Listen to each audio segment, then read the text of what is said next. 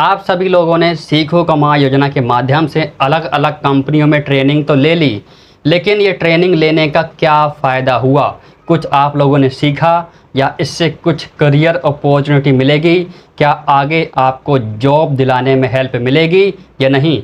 आज की वीडियो में आपको कंप्लीट जानकारी देने वाला हूं कि जो आपने 1 साल की ट्रेनिंग की है सीखो कमा योजना के माध्यम से किसी भी कंपनी में, जो आपने सीखा, जो वहां से आपको स्किल्स मिली हैं, जो नॉलेज मिली है, क्या उसको आप किसी दूसरी जगह इम्प्लीमेंट करके एक जॉब पा सकते हो? क्या आपको नौकरी मिल सकती है? सब कुछ हम डिटेल में जानने वाले हैं और उसके साथ ही हम ये भी डिस्कस करेंगे कि जो आपने ट्रेनिंग ली है उसमें आपने क्या क्या सीखा। ठीक है, बहुत सारी जानकारी मिलने वाली इस वीडियो के माध्यम से आप सभी को। यदि आप एक जॉब फील्ड में जाना चाहते हो, यदि आप जॉब करना चाहते हो, तो इस वीडियो को शुरू से लेकर के लास्ट तक ज़रूर देखना। और यहाँ पर साथ ही मैं ये भी बताऊँगा कि आपको किस तरह से जॉब मिल सकती है और आप अपनी स्किल्स को किस तरह से मैनेज कर सकते हो, किस तरह से उनको रिज्यूमे में लिख सकते हो। सब कुछ हम यहाँ पर डिटेल में जानने वाले हैं। तो कहीं ना कहीं वीडियो बहुत ही इंपॉर्टेंट होने वाली आप सभी के लिए। सीखो कमा योजना के माध्यम से आपने जिस भी कंपनी में ट्रेनिंग ली है, आप में से बहुत सारे युवा पहली बार कंपनी गए होंगे और आप में से बहुत सारे युवा ऐसे भी होंगे जो पहले किसी कंपनी में जॉब कर रहे होंगे, लेकिन फिर भी उन्होंने सीखो कमा योजना में अपना आवेदन किया और एक बार ट्रेनिंग फिर से यहाँ से ले ली है। तो ओवरऑल देखा जाए तो सभी लोगों ने यहाँ पर फॉर्म भरे हैं और सभी लोगों ने यहाँ पर ट्रेनिंग ली है। लेकिन सवाल ये आता है कि आपने कंपनी में क्या क्या सीखा, कंपनी का एनवायरनमेंट क्या है, सब कुछ हम यहाँ पर डिटेल में जानने वाले हैं। तो मैंने यहाँ पर सभी पॉइंट नोट कर लिए हैं ताकि एक भी पॉइंट मिस ना हो जाए। सबसे पहले हम बात कर लेते हैं एजुकेशन एंड सेक्टर सिलेक्शन के बारे में। मतलब यह है कि आपको किस फील्ड में ट्रेनिंग लेनी है। आप में से कई सारे युवा 12th पास, ITI, डिप्लोमा या डिग्री धारक होंगे, तो आपने अपने एजुकेशन के हिसाब से ही सेक्टर को सिलेक्ट किया होगा और उसी हिसाब से ही आपका यहाँ पर स्टाइपेंड तय हुआ होगा। ठीक है, तो आपने अपने सेक्टर के हिसाब से जिस भी फील्ड में ट्रेनिंग ली है उसका आपको अच्छे से ज्ञान हो चुका होगा, क्योंकि आपने 1 साल की ट्रेनिंग ली है। कंपनी में किस तरह से काम होता है, कौन कौन सी स्किल्स की रिक्वायरमेंट होती है, ओवरऑल एनवायरनमेंट कैसा रहता है, कैसे लेटर टाइप होते हैं, ऑफिशियल लेटर कैसे बनते हैं, ओवरऑल देखा जाए तो सब कुछ आप यहाँ पर सीख गए होंगे। लेकिन डिपेंड करता है कि आप किस कंपनी में हैं। अगर आप गवर्नमेंट कंपनी में हैं तो वहाँ का नेचर अलग रहा होगा, अगर आप प्राइवेट कंपनी में हैं तो वहाँ का नेचर अलग रहा होगा। तो डिपेंड करता है कंपनी पर कि आप किस कंपनी में थे। लेकिन अगर एक हिसाब से देखा जाए तो आपको यहाँ पर बहुत सारी नॉलेज, बहुत कुछ सीखने को मिला है। अगर आप किसी दूसरे कंपनी में जाओगे तो आपको ये डर नहीं लगेगा कि आपने पहले कभी किसी कंपनी में काम नहीं किया है। तो कहीं ना कहीं आपको एक कॉन्फिडेंट आ गया होगा कि अब आप किसी भी कंपनी में जा कर के काम कर सकते हैं। आपको झिझक, हिचकिचाहट, डर बिल्कुल भी नहीं लगेगा। अब बात कर लेते हैं स्किल्स के बारे में।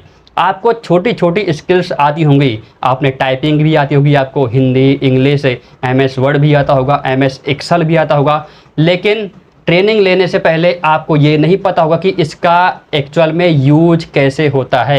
लेकिन जब आपने ट्रेनिंग ली, कंपनी में गए, तब आपको एक्चुअल में पता चला कि हिंदी टाइपिंग का कितना इम्पोर्टेंट रोल होता है, इंग्लिश टाइपिंग का कितना इम्पोर्टेंट रोल होता है, एक्सेल का कितना इम्पोर्टेंट रोल होता है, MS वर्ड का कितना इम्पोर्टेंट रोल होता है।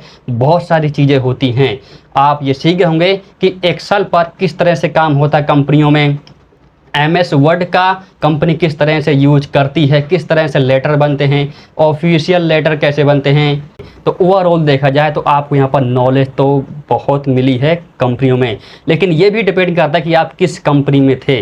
चलिए अब बात कर लेते हैं आपकी पर्सनैलिटी के बारे में। ट्रेनिंग लेने से पहले आपकी पर्सनैलिटी क्या थी और ट्रेनिंग लेने के बाद जब आपने 1 साल की ट्रेनिंग ली, 1 साल तक कंपनी में काम किया, उसके बाद आपकी पर्सनैलिटी में क्या बदलाव हुए हैं आपको अच्छी तरह से पता होगा। और कहीं ना कहीं आपके अंदर कॉन्फिडेंट, आत्मविश्वास जरूर आया होगा और आपको ये अंदर से महसूस हो रहा होगा कि आप किसी भी दूसरी कंपनी में जा कर के जॉब कर सकते हो। आपको डर, हिचकिचाहट, झिझक बिल्कुल भी नहीं होगी।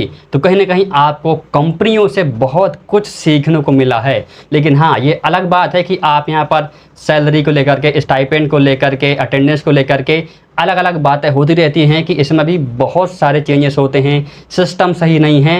लेकिन सिस्टम की अलग बात है, लेकिन आप जब एक कंपनी में एंटर कर जाते हो तो वहाँ का सिस्टम समझना बहुत ज़रूरी है। ठीक है, ये अलग बात है कि आपकी सैलरी डिले आती है, लेट आती है, कम आती है, वो अलग मैटर है। लेकिन यहाँ पर आप ये देखिए कि आपने कंपनी में क्या सीखा। आप 1 घंटा अलग बैठ करके ये सोचिए कि आपने कंपनी में पूरे 1 साल में क्या सीखा, क्या आपके साथ गलत हुआ या बुरा हुआ। आपने जो 1 साल का समय दिया है, उस समय में आपने क्या क्या सीखा, वो आप 1 घंटा बैठ करके ज़रूर सोचना। फिर उसके बाद आप सिस्टम को दोष दे सकते हैं।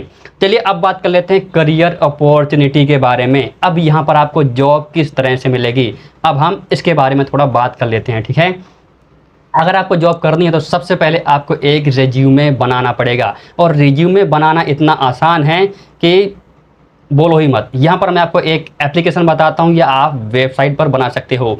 canva.com इसकी एक एप्लीकेशन भी है और वेबसाइट भी है। तो इस वेबसाइट पर जाने के बाद आपको सर्च में टाइप कर देना रिज्यूमे। आपको बहुत सारे फ्री टेम्पलेट मिल जाएंगे, पहले से बने हुए टेम्पलेट मिल जाएंगे। तो आप किसी एक टेम्पलेट को उठाइए, वहाँ पर अपनी बेसिक डिटेल डाल दीजिए। ठीक है, अपना नाम, ये सारी चीज़ें आपको वहाँ पर बदलनी पड़ेंगी। लेकिन ध्यान देना कि आपको सारी चीज़ें बदलनी पड़ेंगी। आपको कभी भी गलती से कुछ भी गलती नहीं करना है, क्योंकि रिज्यूमे में आपको बिल्कुल भी मिस्टेक नहीं करनी होती हैं। स्पेलिंग भी मिस्टेक नहीं होनी चाहिए। ठीक है, तो टेम्पलेट को उठाइए, उसमें बदलाव करिए। लेकिन हाँ, एक चीज़ आप ज़रूर लिखना, एक्सपीरियंस।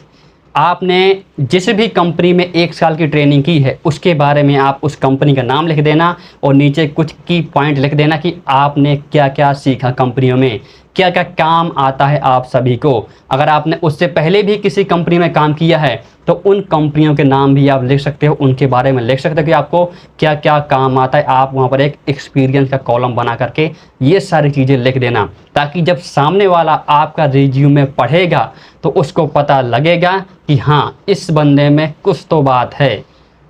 उस सामने वाले को जो भी रिक्वायरमेंट होगी कि हमें इस फील्ड के लिए बंदा चाहिए, तो उस फील्ड से रिलेटेड अगर आपका रिज्यूमे है, वहाँ पर जो आपने स्किल्स लिखी हैं वो सारी चीज़ें आप वहाँ पर डाल सकते हो। ठीक है, उसके अलावा अगर आपको कुछ और आता है, MS एक्सेल आता है, MS वर्ड आता है, टाइपिंग आती है, हिंदी टाइपिंग, इंग्लिश टाइपिंग, मतलब ओवरऑल जो भी आपको आता है, कंप्यूटर नॉलेज आती है, आप वहाँ पर अपने रिज्यूमे में डाल सकते हो। तो ये आप सभी के लिए एक बेनिफिट है कि 1 साल की ट्रेनिंग लेने के बाद अब आपको जॉब लेने में ज़्यादा प्रॉब्लम नहीं होंगी। लेकिन आप ध्यान से देखिए, डिग्री लेने के बाद अगर आप पहली बार किसी कंपनी में जाते हैं तो वहाँ पर पूछते हैं कि आपके पास क्या एक्सपीरियंस है।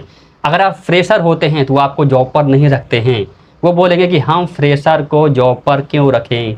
ठीक है, तो अब यहाँ पर आपके पास 1 साल का एक्सपीरियंस हो चुका है। अब आप अपने रिज्यूमे में मेंशन कर सकते हो और आप ये गर्व से कह सकते हो, कॉन्फिडेंस से कह सकते हो कि मेरे पास 1 साल का एक्सपीरियंस है। और आप जॉब ढूंढ सकते हो, रिज्यूमे दे सकते हो, जॉब छीन सकते हो। क्योंकि भाई यहाँ पर बिना छीने कुछ भी नहीं मिलता है। आपको लड़ाई तो लड़नी पड़ेगी, मेहनत तो करनी पड़ेगी, तभी आपको एक अच्छी जॉब मिलेगी। तो इस वीडियो में इतना ही, बहुत सारी बातें हो गई हैं। अगर आपको वीडियो पसंद आई हो, लाइक करिए और कमेंट करके अपने सवाल और सुझाव जरूर दीजिए। यदि आपने अभी तक हमारे चैनल को सब्सक्राइब नहीं किया है तो प्लीज़ सब्सक्राइब करिए और बेल आइकन को ज़रूर क्लिक कर देना। आपकी ट्रेनिंग ख़त्म हो चुकी है, लेकिन ये वीडियो बनाने का सिलसिला और आप तक सही जानकारी पहुँचाने का सिलसिला, इसकी कभी कोई लास्ट डेट नहीं आएगी। जब तक हैं तब तक वीडियो तो आती रहेंगी आप सभी के लिए। किसी भी टॉपिक पर अगर आपको वीडियो चाहिए तो मुझे नीचे कमेंट करके ज़रूर बताना, या इंस्टाग्राम पर मैसेज करके ज़रूर बता देना। चलिए मिलते हैं अगले वीडियो में। बहुत बहुत धन्यवाद।